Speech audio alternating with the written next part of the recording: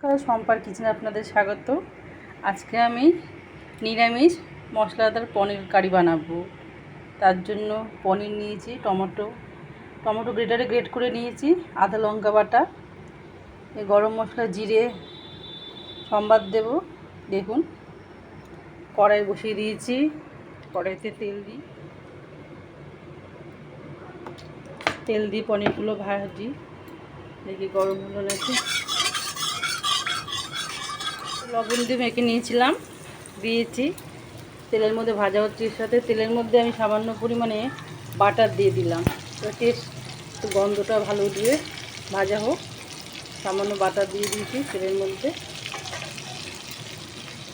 ভাজা হোক পনিরটা।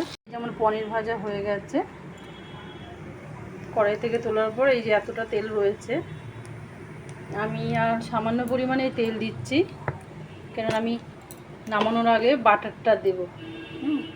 এবার মধ্যে তেজপাতা,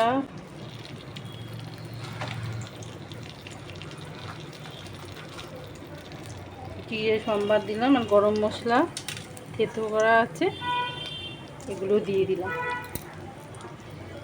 এলাচ, দারচিনি, লবঙ্গ। মশলাটা একটু ভাজা ভাজা হোক, ভাজা হয়ে গেছে। এবার আমি আদা লঙ্কা একসাথে পেস্ট করে রেখেছি, ওটা দিলাম।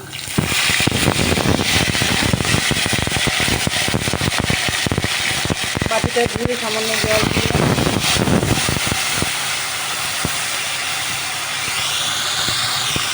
জিরে গুঁড়ো দিলাম,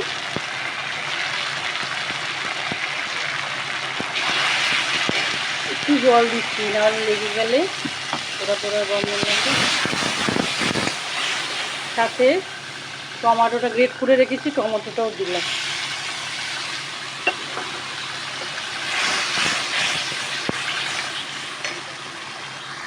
পরিমাণ মতো নুন হলুদ দেবো, একটু হতে দেবো, লবণ দিলাম,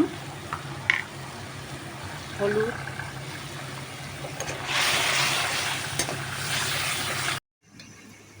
সামান্য পরিমাণে লঙ্কার গুঁড়ো দিয়ে দিলাম, কষতে রইল।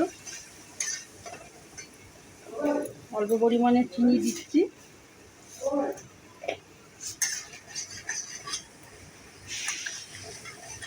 হতে থাক, তেল বেরিয়ে আসছে।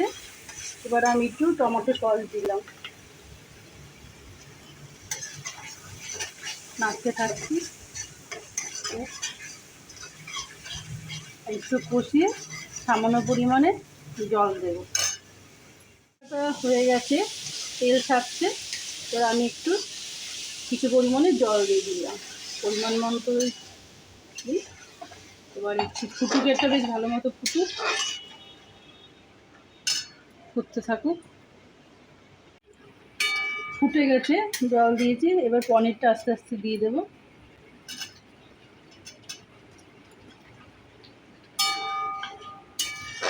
পনিরটা সামান্য হোক, তারপরে বাটার দিয়ে দেবো, নামানোর আগে বাটার দিয়ে দেবো, আর 2 মিনিট ফুটুক। ফুটে গেছে এবং বাটারটা দিয়ে দিলাম,